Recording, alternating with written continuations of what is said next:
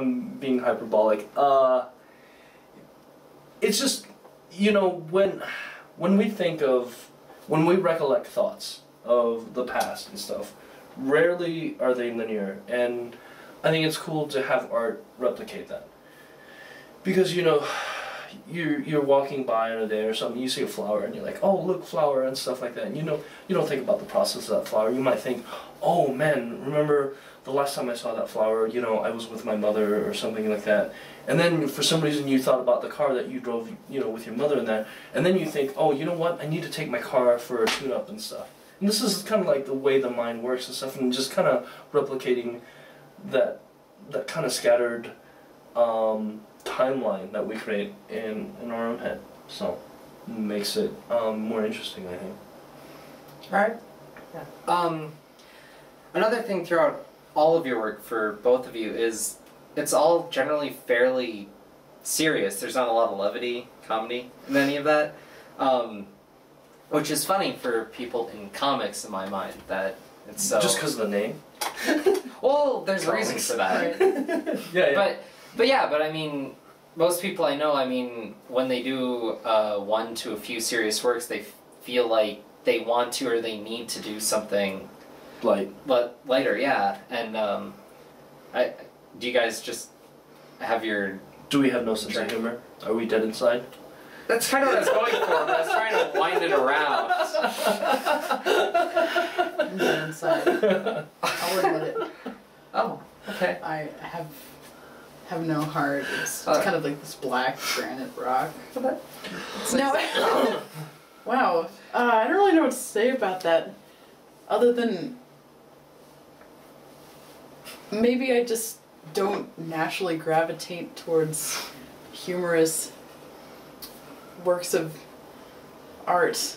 And like, I definitely try to put a sense of humor in my artwork and my illustrations sometimes. She's got great dance scenes. Maybe my humor comes out when I slack off on like drawing people's faces, and so I just like do 2 dots and a smiley face because it's not necessary. The eye is gonna like rest there for like 0.05 seconds or something. I don't know, I guess like I like more serious stories that make you think, and I love reading funny stories like Scott Pilgrim. It's one of my favorite series ever and it's hilarious. But me personally, I guess I attempt to make some of my stories funny, but I don't know if it always comes across. And it's not more like an obvious like boom chick joke kind of stuff. It's more like subtle, and maybe it just never comes across. Well, do you think it's lighter, not necessarily humor with like punchlines and all the proper comedic conventions? Exactly. I can't do a punchline. I don't think I know how, or have like even cared to know how yet. Okay. Anyway. Or are you so serious? Well, twofold. One, you're wrong. 2, you know, like with Reset, the breakup, and rehearsal, they're mental exercises, and also like, you know, I'm having it's intent. I'm not like trying to make a humorous story and stuff. It would probably be good to infuse a little bit humor, but I mean, you know, I guess existentialism can be funny, but then it kind of goes into absurdism. I do have humor in my work.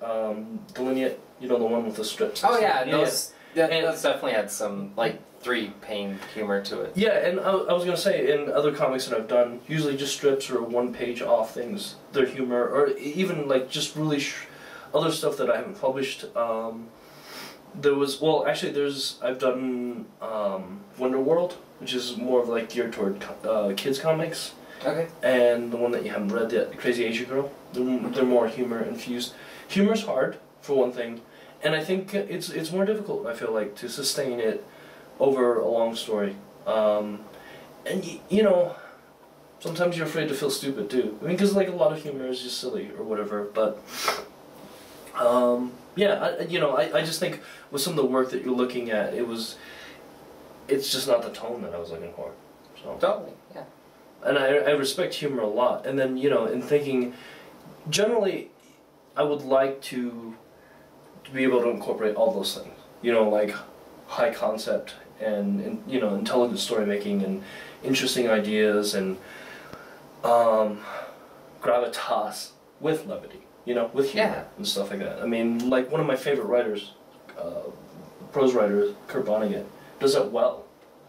But I'm not to his level, so. Fair enough. Fair enough. Yeah, and so when you go out for scripting in comic in particular, like, what's your process? Do you kind of have an idea of form and then like panel it out, or do you just like write it out? Okay, I'm not making a joke, but usually, like, yeah, I'm drinking, and and I'm thinking about something. Usually, you know, something I've read in the news or on the web or something, like some interesting idea and stuff, and I start to just kind of dwell on that idea, and then, you know, it comes like starts to formulate and like, you know what, it'd be kind of cool. I'd like something, some aspect of something that I've read, and I'm like, this is an interesting idea, or this is an interesting incident, and like, it would be cool if I get to manipulate that and extrapolate on it, and it's kind of like my meditation on that thing, and then from there in my mind I start to construct a story from it, because from that basis of just that idea, and then from there I start to thumbnail directly. I never or hardly ever write a script except when I'm working with someone else. Otherwise, like, if I have the intention of making the comic myself, I'll just go straight to little stick figures and write the dialogue and the word balloons and stuff. Wow. When you script a comic, or do you script a comic, I guess? Yeah, I guess the whole two that I have. No. I actually script... Okay, so, sorry, what I first do is, idea... And then I write it in prose format after I've thought about it enough. And then from prose, I turn it into script for me. And then I do thumbnails. Because I feel like drawing takes so much energy that I feel like writing, for me, takes less energy. So I'd rather work through the complications of a script in the writing process than in the drawing process. Yeah. You know, when I write scripts sometimes for other people, I still thumbnail, like, for me, like, that's my writing. I thumbnail first, and then I convert that to, like, a typed out script. What did you do with the rehearsal? I think I somewhere in one of these books, I think I have a little stick figure thumbnails. Awesome. Cool. Nice. It's part of generally doing comics, you know, by myself. So, like, I feel like writing a script for myself is redundant. Yeah, but for someone else, I think it's important, so they know what the hell you're talking about. Okay. Yeah, there's so many redundancies when you're working on your whole comic by yourself. Yeah. Scorpio would have a lot to say about that for Does sure. he write out a script for himself? I think so. You know, I'm really not too sure, but I know he's talked to me about how, like, inking is just basically doing the pencils over, but better, and then, like, coloring on top of that is just, I am like, such a lazy cartoonist. I skip all those redundancies because I usually, like, if I'm making it for myself, I go straight to inks. Idea formulation, thumbnails, inks. Done. That must be awesome. I wish I could do that. I do. Yeah, because I don't, you know, it's amazing. I see you guys, you're much better artists than I. You guys make such tight pencils, and then you guys just basically trace that with the ink, man. You're right. Not to be like inking is just tracing, because it isn't. There's skill involved, and it is the final version, but the reason I do such tight inks for myself is because I'm not the greatest guesser when it comes to inks. So I'd rather work out, again, my issues in the step before, which in this case would be pencils. So I'd rather work out my issues in pencils so that I can ink better, basically. If I was awesome at, like, pulling shit out of my head when it comes to inks, then it wouldn't be an issue. I could pencil really loose but have really tight inks, but it doesn't work that way for me. Do you do traditional inking or digital? Totally traditional. I do touch-ups if I, like, really screw something over in the inking process. I'll sometimes go over it with, like, white ink or acrylic, but for the most part I just fix it in Photoshop. Yeah, I find it faster and easier. And I'm assuming you're traditional? No, I use both. Snap. Yeah, no. Thank you.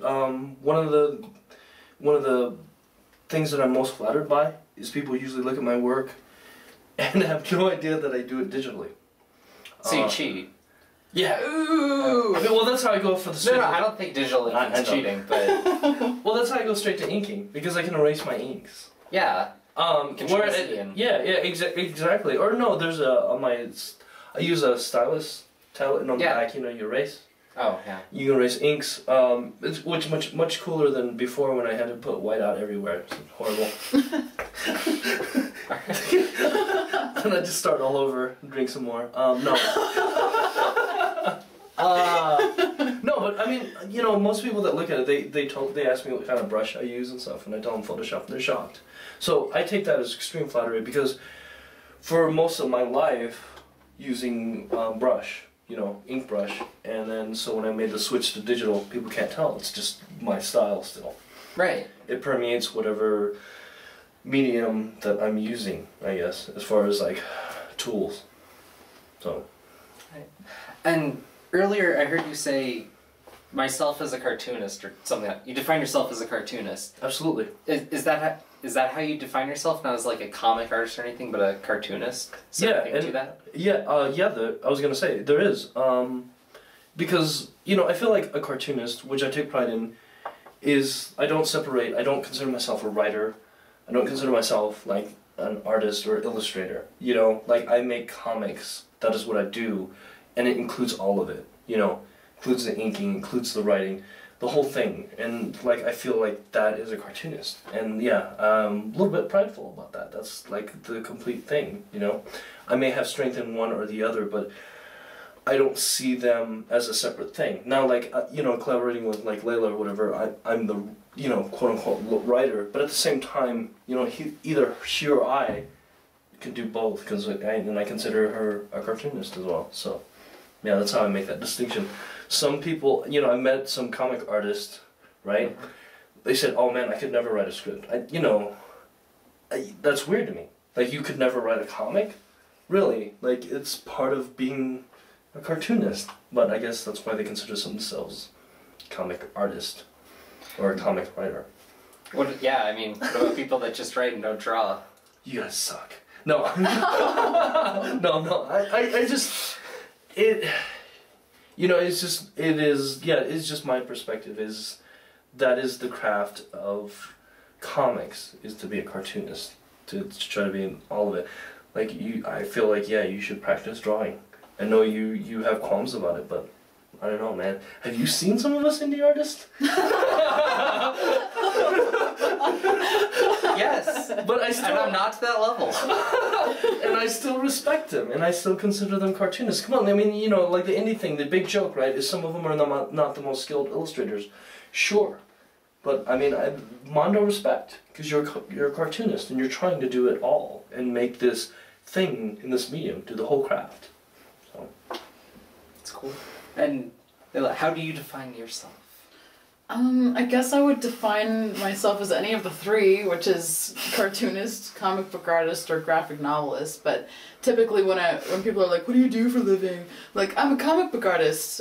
I feel like there are certain stereotypes that go along with each of the words, which really there's no difference between them, but they're like graphic novelist is like, "Oh, I only work in long format and I plan it out all myself and I'm uppity,"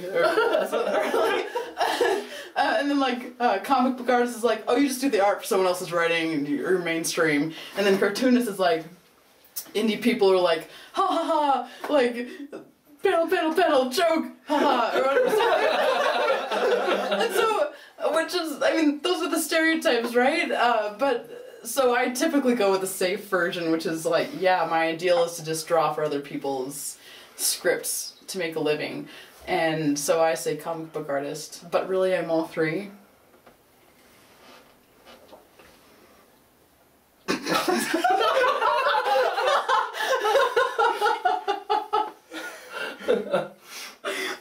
Better than being an inker.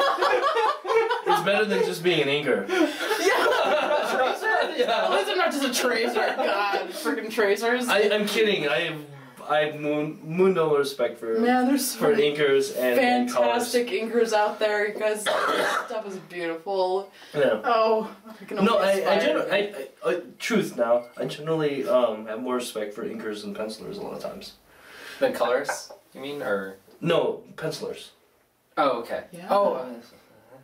No, I feel like the ink is where it's at. That's the final say. Yeah, a lot of inkers really fix a lot of the pencilless problems. Yeah, like I can submit my stuff and it'll look like, you know, Jack Kirby and stuff, like with a good inker. Or like, I'm like, here's this stick figure, you know? Wow, that's It cool. looks so realistic. Yeah. So, do you have different inspirations for different aspects to the art? Like pencilers versus inkers as far as inspiration, I guess, or? Yeah, I mean, I definitely differentiate sometimes. Like, Okay. the artists that I look at, I mean, like, Adam Hughes is a great example. He's a really fantastic penciler and inker and colorist. So I can look at him for inspiration And for all lover. three. I mean, for me. Do you think he would... I said no. And then some local guys like Jason Martin has been, and Armando Garuthi. Is that how you pronounce his last name? Sorry if I mispronounced It is here. Okay. Anyway, God, they were huge inspirations to me, and are. Like, when I think about how I can, like, one-up myself in inking, I think about these guys' pages and how fantastic and skilled they are.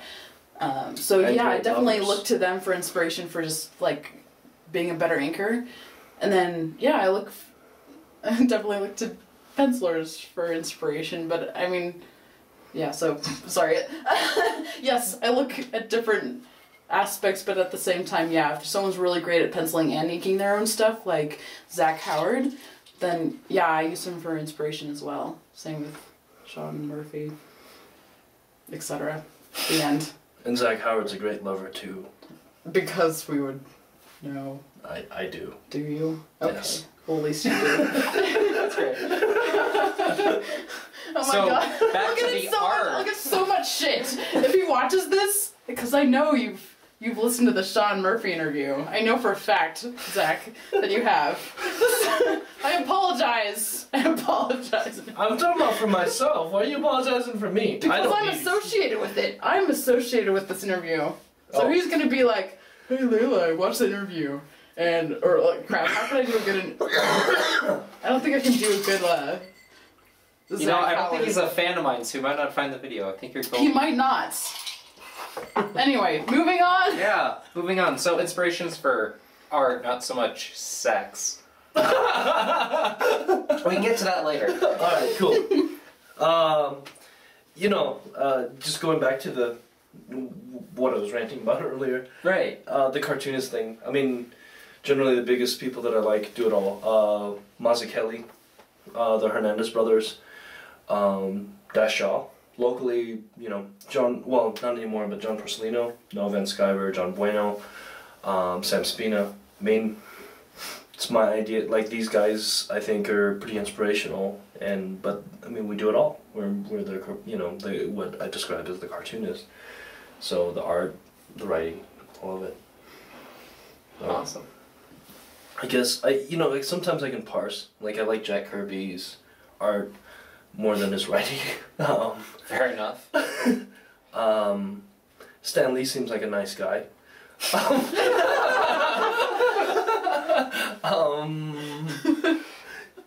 Yeah. Thanks for sparing us the impression. Yeah.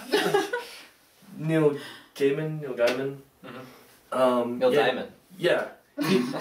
He's English. Is he? Yeah. Yeah.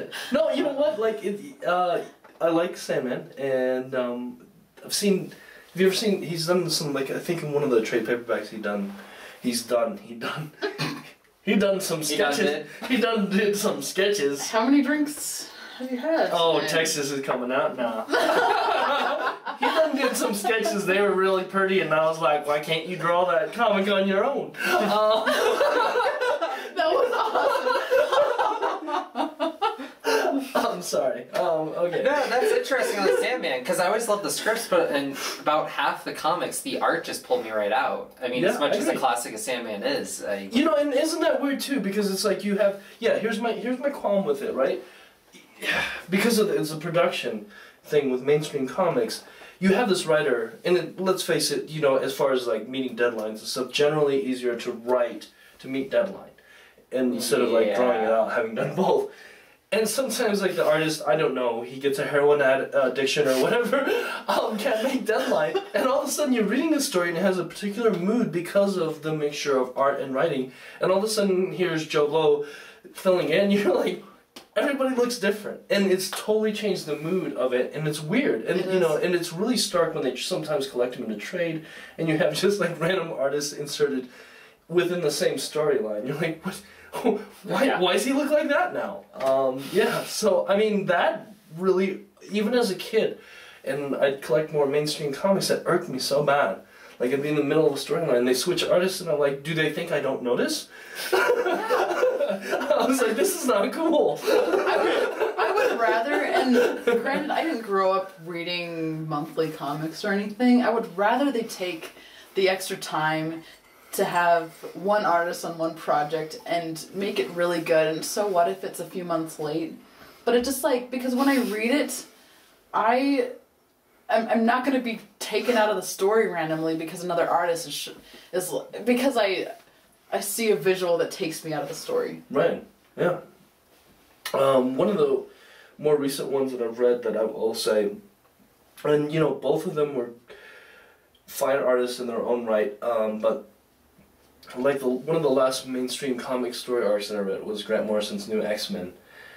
And I started that with Frank Quitely's art, and then all of a sudden you had like Ethan Van Sciver and some other guy, Chris Bocello or whatever. And I'm just, we're all well-respected artists in their own right. Absolutely, but yeah, just like, whoa, what is going on here? You know, within the same storyline. Because no one looks like Frank Quitely, which I appreciated when they switched because I couldn't take the Oatmeal Men.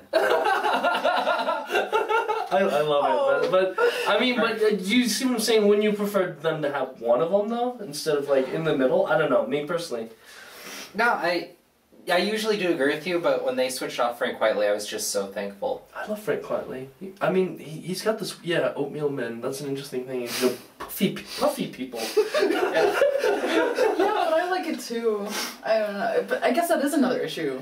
Yeah, that's a good point. Like, if you hate the artist and you can't get into the story, fix the artist, then yay, there's a new artist. But at the very least, they did switch on arc, so it wasn't like them about the story. Yeah, that is acceptable. Yeah. That's acceptable. That's passable. That's acceptable, Marvel and DC. Listen to us. We know everything.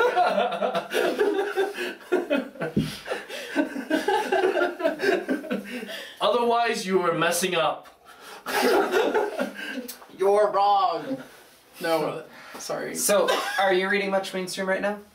What am I reading mainstream, if anything?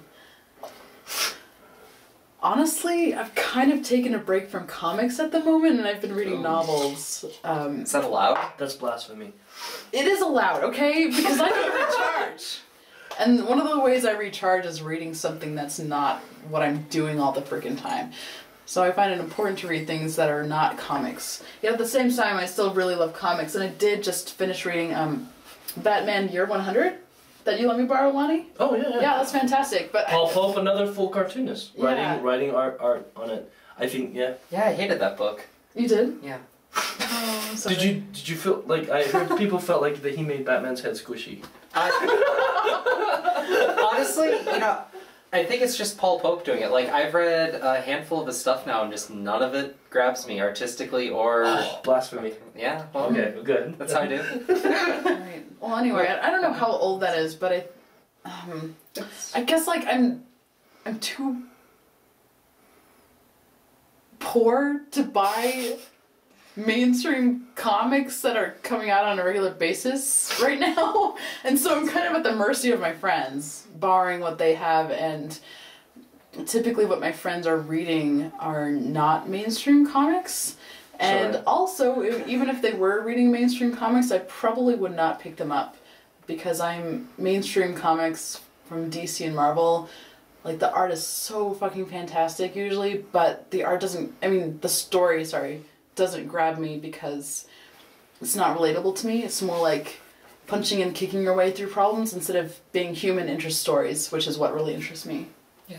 Well, beyond, like, say, the superhero stuff, I mean, what comics did you read that actually brought you to want to do this medium? Like, what works drew you to it to think, yeah, I could do that, or I could do something in that vein?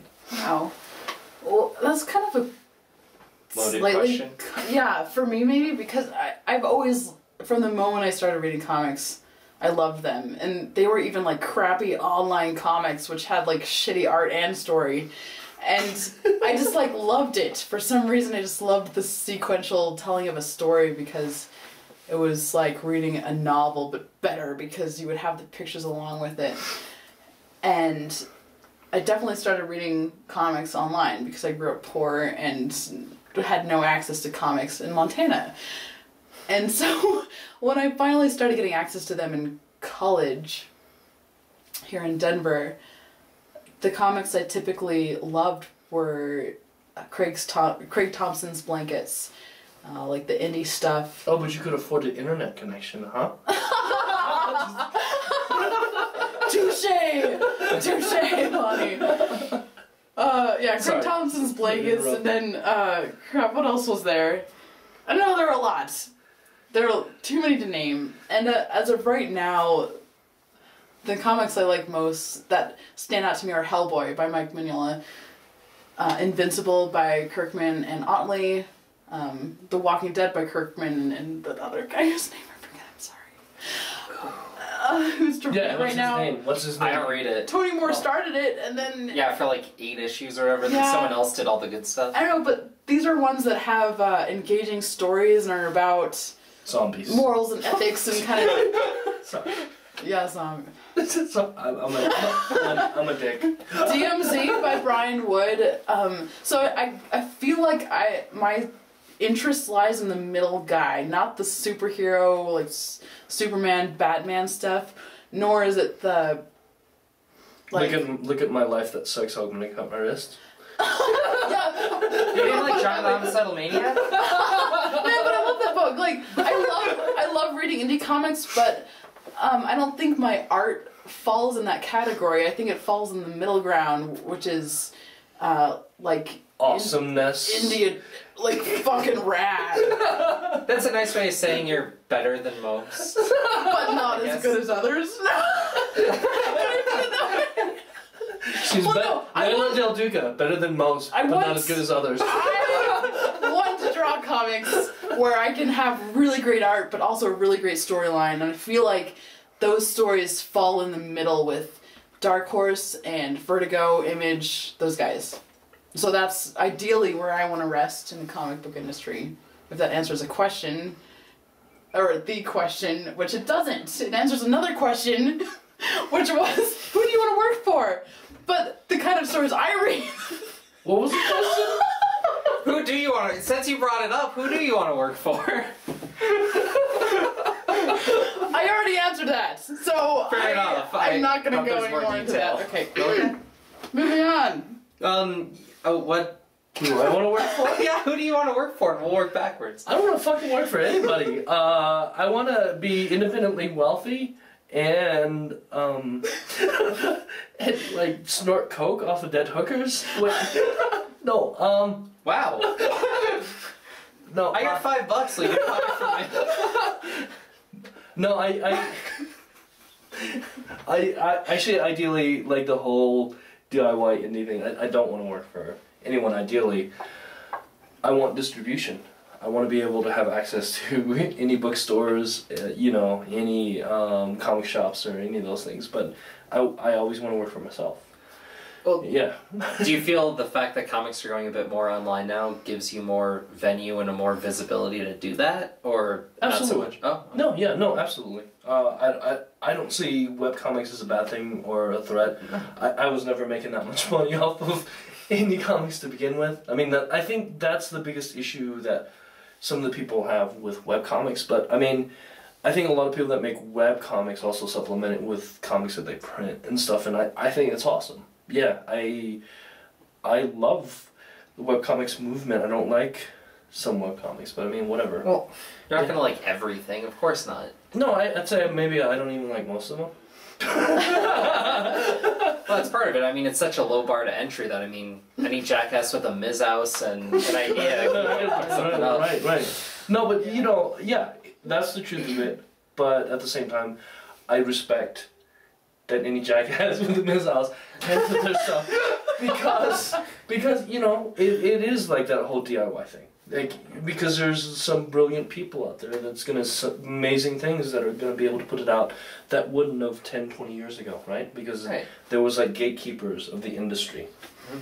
But as someone who's going for it and going for a bit more and has a body of work and has more respect for the art and the medium, how do you make yourself stand out? How do you make yourself visible with so much out there? Honestly, I just try to make good work. You know, I think a lot of people that are just, you know, I'm generalizing, of course, but a lot of people that is just throwing up a webcomic or something, they saw some other webcomic that they were inspired by, and they're just like, this is so cool, I want to make something just like that. And I'm old enough that I'm past that point. And it's like, you know, I want to make something that's uniquely mine. Mm-hmm. And if people like it, then they do, and if they don't, they don't. And like I said, I think I have a lot of experience and intelligence going into it and skill. So, definitely. I don't know that it will stand out. I mean, I hope that it does, but whatever. Like, I'm not too worried about it either. But, yeah, I mean, I guess I'm thinking that it just does because I'm pretty weird and idiosyncratic. Nice. And it just will automatically. So. Cool. And Leila, do you have any way of trying to stand out on the web? I mean, I think you have a bit more of a web presence, so... Do I? Well, with Escape to Terra and all that. Oh, right. Well, I guess I started working on something that already had a web presence, so maybe I have more... I don't know. Sorry, I can't think of the word. This is how bad I am with English. Anyway. I also put porn with my comics. Really? To increase my web presence. Yeah. Call? Well, no, actually not porn. I draw boobs. Boobs? Boobs. I draw boobs and penises and pubes. Together? Off sometimes. Yes, and I feel like that can increase my web presence. Anyway, back to your question. Sorry. You're EP anyways. Other than like already like starting to work on something that already had a web presence, I guess I try to use advertising through digital webbing. Other than that, I guess I don't really care. What's digital webbing? Digital webbing? Oh no, it's Project Wonderful I'm thinking of. Project Wonderful is this digital website. webbing is a bulletin board. Yeah. But, so yeah. Project Wonderful is more like you can advertise for free on websites, and then if it's a site that gets a lot of traffic, you might have to pay for it. But I usually just do the free ones, and so I think I've gotten a little bit of traffic on my website through that. But other than that, I don't really try to have too much of a web presence because, again, I'm trying to cater to editors and publishers who will actually hire me for print work. And so I'm catering my work more towards like physical portfolios and like emailing my pages to people as opposed to like I am here and I just want you to read my comics. And I do want that too, but that's not my ultimate goal. Maybe it's because I don't feel like my comics right now are like 100% me yet. If that makes any sense. Could you elaborate on that a little? Like, well, they're not 100% me because they're not written by me. Like okay, all of that my makes sense. Yeah, like most of my comics online are written by other people, and that's awesome. And I've grown from that, and I love drawing them. But even the comics that I've written myself, I've had extensive work from Lonnie or my sister, who's also a writer. And so maybe if I had a project that was 100% my own, then I would be like, yeah, go to my freaking website and read it or something. But other than that, I just, even though I'm proud of my work, it's just not at this level that I really just want everyone to read. But you should. Okay. Anyways. Yeah, because I am also self-deprecating a lot when it comes to my art, so that comes into play as well. Matt, how do you Yes. feel about webcomics? I know that you enjoy mainstream comics. Do you feel that the level of webcomics are on par with many of the print-published mainstream comics? Well, yes and no. I mean, there's no straight way to answer that. I mean, there's tons of webcomics out there that are good and of the level of, like, say, a mainstream comic to, in a few cases, better than. The majority of them are not so much, of course, and that's just because there's a lot of people, and those are usually the short-lived ones that are just out there floating. They're not so great. But there's some webcomics that I feel are such great examples of what you can do with comics, in some cases things that you can't necessarily do in a print medium, or someone trying to come up doing a full color comic, they need that color or whatever there, and that's the only real venue for them to do it, because printing color is So it's bitch. almost like you would say, like it's almost a separate medium, almost. It can be treated that way, and They're like cousins, brothers and sisters. incestual. Whoa. Well, for example, the Perry Bible Fellowship, I feel works so great as a webcomic. I mean, I know they print and all that, but it works so well as a webcomic. Absolutely. But something like Dr. McNinja is always done in a format that's for print for comics, and now he's printing them out too, but that's just, it's such a great webcomic, but I mean, it could just as easily be a print comic, just happens to be on web. So, I mean, it's how you treat it. Can I also point out Emily Carroll? And I can't remember the name of her comic, but damn it, it was so brilliant. Damn it, it would have helped. But she did this storytelling aspect so that, like, she had a regular comic and went down the page, and you're like, next, went down the page, and next, and like went to like some intense parts of the comic, and like pretty soon it was like one panel at a time, and you had to click next, and went to the next comic, and it like went slow moving, and it was really freaking creepy. It was definitely a horror comic. But she used the fact that you had to click next as the timing for her comic, and it was so successful, and I would say that she was really great. She's awesome. Emily Carroll, look her up. That's it. You can go on with what you're saying. Okay, are there any webcomics in your mind that stick out, or do you read webcomics, since you haven't really said? No, not at all. No? Oh, well, snap. No. No, I do read Parish Fellowship Bible. There's some I just can't remember the title to. Honestly, because I have them bookmarked and stuff. I'm just like I don't know. Okay, fair enough. Wait, I can think of. I like some that are just. They're not something that I'd like in print. Like I really love dinosaur comics. Okay.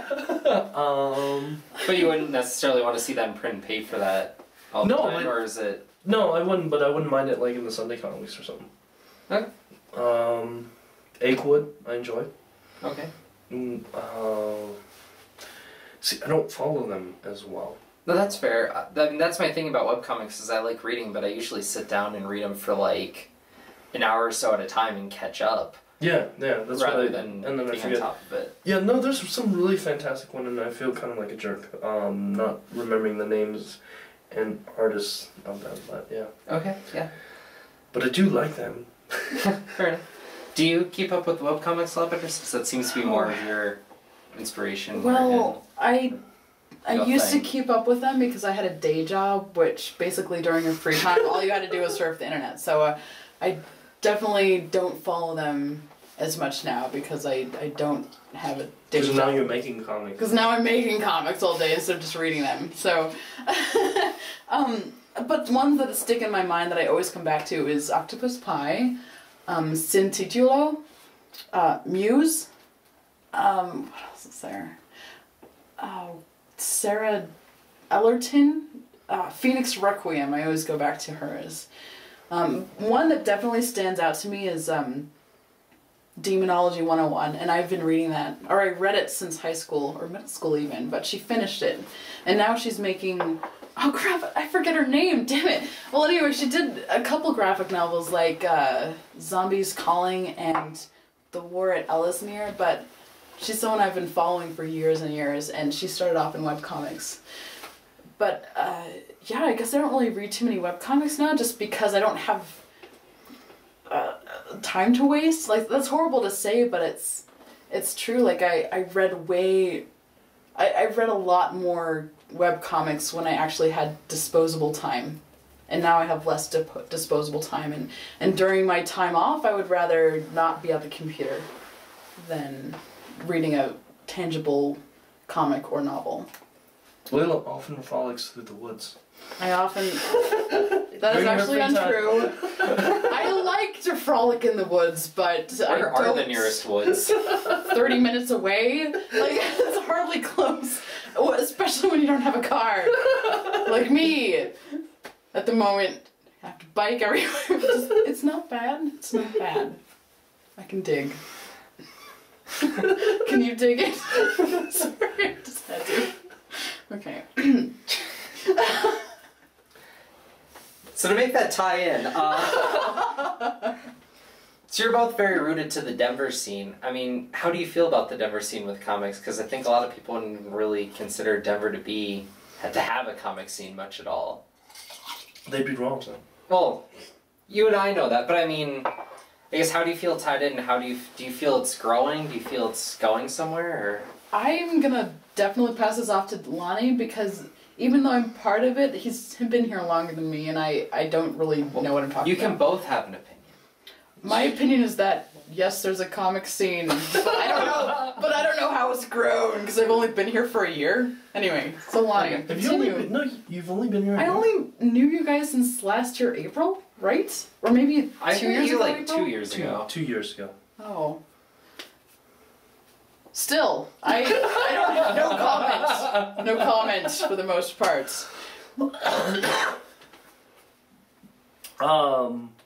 Was gonna say, I feel like Denver's always had a lot of cartoonists. Porcelino, Noam Van Sciver. Yeah, I mean, those are some, like, the big names. There was, through the years, I've seen a lot of different cartoonists. And there's many, Stan Yan with Squidworks. Daniel Crozier's got his thing going on. Carl Christensen. There's so many. There's so many wonderfully talented cartoonists. And I feel like the Denver comic scene is disproportionately large to the size of the city. I mean, Denver is not like the hugest city, but we have so much talent. And Charlito, as well, that's associated with Indie Spinner Rack. There's so many ties to Denver, and I feel like these are all really talented people. And because it's generally like a small big town, or a big small city, that we all know each other. It's kind of nice. It's kind of like Cheers, except with comics and a city. No, I mean we all know each other, and we're all generally like pretty supportive of each other, and I think it's great. A lot of different people coming in from a lot of different angles.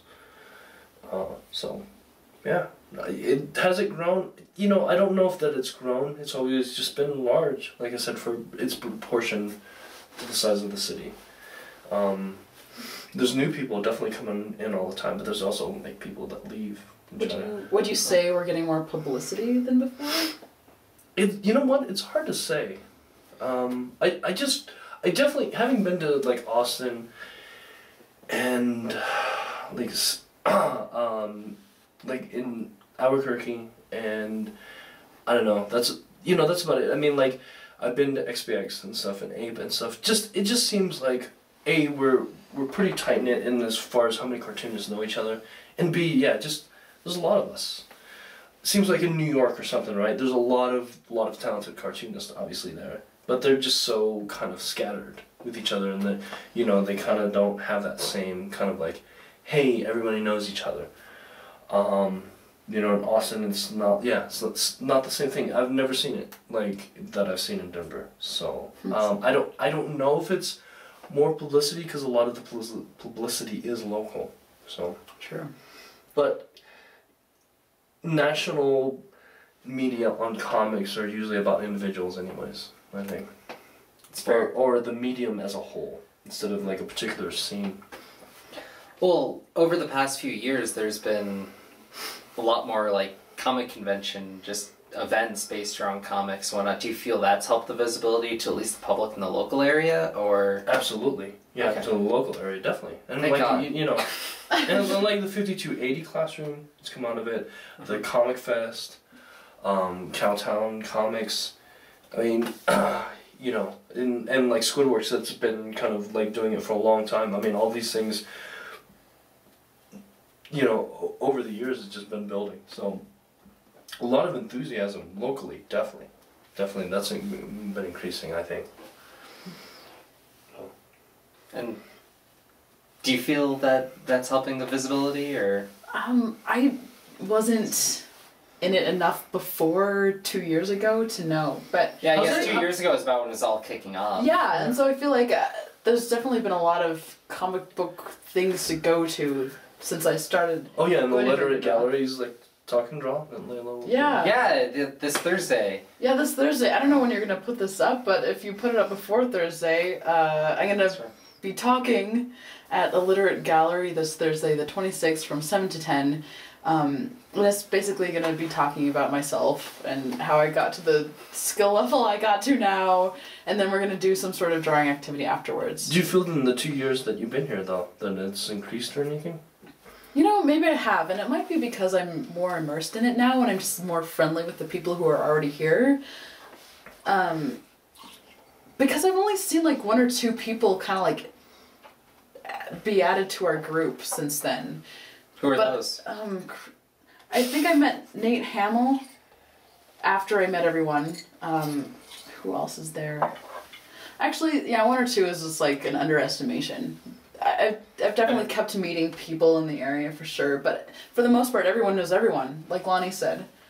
And it's just a matter of getting to know them and being familiar with them.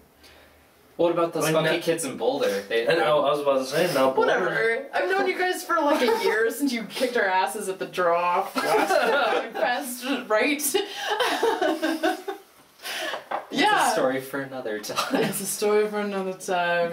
He took off his shirt this year. He did. This year, every year. Whenever it came to a draw, and you totally like were like taking it off, and you lost anyways to Squidworks because Stan Yan. To Stan Yan. I lost a dance off to Stan Yan. That hurts. It should. It should. Because he had the rhythm. You might have had the nakedness, but he had the rhythm and the moves to kick your ass. Sorry, I don't know where I'm going with that. Maybe we should just skip over that. Maybe. I'm sorry, I cut you off. I wasn't saying anything. Oh, that's good. I want a cigarette soon though. Can we Do you also wanna- take a pee Yeah, break? break. Because Yeah. I obviously have to pee like every 10 How long is this minutes. gonna be?